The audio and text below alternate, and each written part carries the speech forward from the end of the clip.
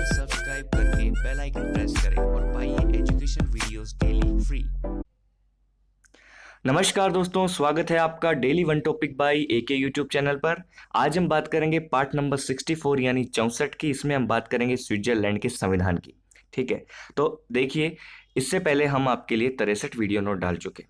और रही बात पीडीएफ की, तो वो भी हम आपको 2 दिन से लगातार लगभग 10 चैप्टर की हम आपको पीडीएफ दे चुके। उनका लिंक हम टेलीग्राम पे भी दे देते हैं और प्लस में इसके वीडियो नोट के डिस्क्रिप्शन में भी दे देते हैं। तो इस वीडियो नोट के डिस्क्रिप्शन में आपको पार्ट 1 से 5, पार्ट 6 से 10 और पार्ट 11 से 15 या 16 तक आपको उसका वीडियो नोट का पीडीएफ का डिस्क्रिप्शन में आपको लिंक मिल जाएगा। ठीक है, तो चलिए अब शुरू करते हैं स्विट्जरलैंड के संविधान और शासन व्यवस्था की कुछ महत्वपूर्ण बातों के बारे में। अध्याय देखिए, इसमें 3 है संविधान में और अनुच्छेद 123 है। यदि कुछ और अपडेट है तो आप कमेंट कर दीजिएगा। नेक्स्ट देखिए, यहाँ पे लोकतंत्र की प्रणाली कैसी है। जनमत संग्रही लोकतंत्र है। ठीक है, जनमत का संग्रह वहां पे करवा लिया जाता है यदि किसी बात पर विवाद होता है तो। ये असली लोकतंत्र तो यही है, प्रतिनिधि वहां पे नहीं है, प्रतिनिधियों की कम, वहां पे जनता की ज्यादा चलती है। तो जनमत संग्रह करवा लिया जाता है किसी भी बात पर यदि जनता को आवश्यकता महसूस होती है। यहाँ पर महिला मताधिकार की बात करें तो यहाँ पर 1971 में महिलाओं को मताधिकार प्राप्त हुआ था।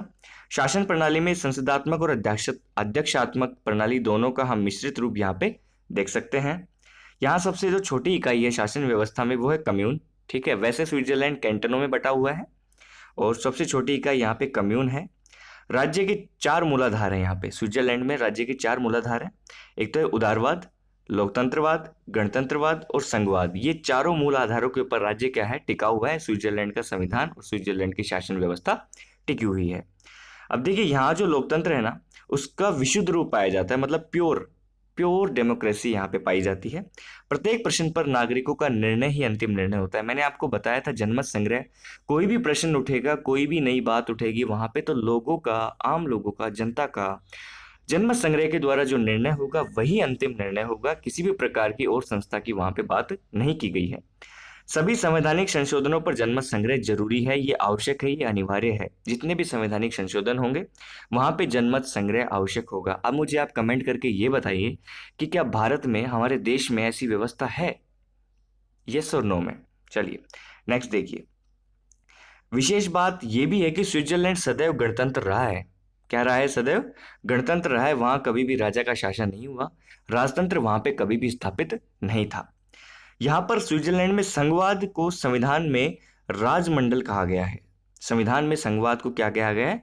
राजमंडल, जिसको इंग्लिश में कहते हैं कॉन्फेडरेशन। ठीक है, कॉन्फेडरेशन कहा जाता है। संघ में 22 कैंटन है। यहाँ पे देखिए, एक बात यहाँ पे ध्यान देने की ये है कि वैसे संघ में कितने कैंटन हैं? 22, लेकिन आपको यहाँ पे 26 कैंटन भी मिल जाएंगे। ठीक है, जिसके अंदर बताया गया है कि 20 तो पूर्ण है और 6 आधे आधे कैंटन है। तो ठीक है, 26 भी मिलेंगे और 22 भी मिलेंगे। तो इस चीज का क्लेरिफिकेशन भी हम सब मिलकर करेंगे। नेक्स्ट देखिए, शासन प्रणाली की बात करें तो वास्तव में हर प्रश्न पर अंतिम निर्णय स्वयं जनता ही करती है। ये हम आपको 2 बार बता चुके, ये तीसरी बार बात बता दी। शक्ति पृथक्करण नहीं पाया जाता यहाँ पर। क्या अमेरिका के संविधान में शक्ति पृथक्करण था? यदि आपने इससे पहले वाला अमेरिका के संविधान का वीडियो नोट देखा है तो आप ये जान जाएंगे। मंत्रिमंडल की अवधि यहाँ पर 4 वर्ष की होती है। कार्यपालिका विधानमंडल के अधीन होती है। ठीक है, कार्यपालिका किसके अधीन होती है? विधानमंडल के। यदि कार्यपालिका और विधानमंडल के बीच में कोई गतिरोध उत्पन्न हो जाए, मतभेद हो जाए, तो कार्यपालिका विधानमंडल को भंग नहीं कर सकती और कार्यपालिका पद भी नहीं त्याग सकती। ठीक है, मतभेद हो गया तो कार्यपालिका विधानमंडल को भंग नहीं कर सकती। यहां पे कार्यपालिका को इतनी शक्ति नहीं है। स्विट्जरलैंड में भी यूएसए की तरह इकाइयों ने मिलकर संघ की स्थापना की है। स्विट्जरलैंड में भी वही व्यवस्था है अमेरिका की तरह कि इकाइयों ने मिलकर ही संघ की स्थापना की है। संविधान यहाँ पे लिखित है। केंद्रीय सरकार, राज्य सरकार, अधिकारों में यहाँ पे विभाजन है। केंद्र और राज्य के बीच में, केंद्र और राज्य सरकारों के बीच में यहाँ पे क्या है? अधिकारों में विभाजन है, अधिकारों में बंटवारा है। यह भी ध्यान रखना होगा कि एक निर्मित संविधान है, ये निर्मित संविधान है। एक आयोग है यहाँ पे, आयोग था, 14 सदस्यीय आयोग था, जिसने तर्क वितर्क करके, ठीक है, 17 फरवरी से 8 अप्रैल 1848 तक तर्क वितर्क करके इस संविधान को तैयार किया। और संविधान लागू कब हुआ? 12 सितंबर 1848 को यह संविधान लागू हो गया स्विट्जरलैंड का संविधान। संविधान संशोधन। देखिए, संविधान संशोधन की प्रक्रिया संघ और इकाई दोनों की सहमति से होता है। जनता को संशोधन में प्रस्ताव देने का अधिकार भी है, जनता भी यहाँ पे भाग लेती है। संघीय सभा द्वारा बने कानूनों को न्यायपालिका चुनौती नहीं दे सकती। देखिए, न्यायपालिका संघीय सभा द्वारा बने कानूनों को चुनौती नहीं दे सकती, ये यहाँ पे मोस्ट है। लेकिन फिर भी यदि 50,000 नागरिक या 8 कैंटन दोनों में से एक, यदि 50,000 नागरिक या 8 कैंटन चाहे तो जनमत संग्रह की मांग रख सकते हैं। कैंटन की बहुमत की आवश्यकता यहाँ पर नहीं है। कैंटन की बहुमत की आवश्यकता यहाँ पर नहीं है। 8 कैंटन हो या 50,000 नागरिक हो, ये दोनों अगर चाहें या दोनों में से कोई भी चाहे तो जनमत संग्रह की मांग यहाँ पर रख सकते हैं, बल्कि न्यायपालिका चुनौती नहीं दे सकती।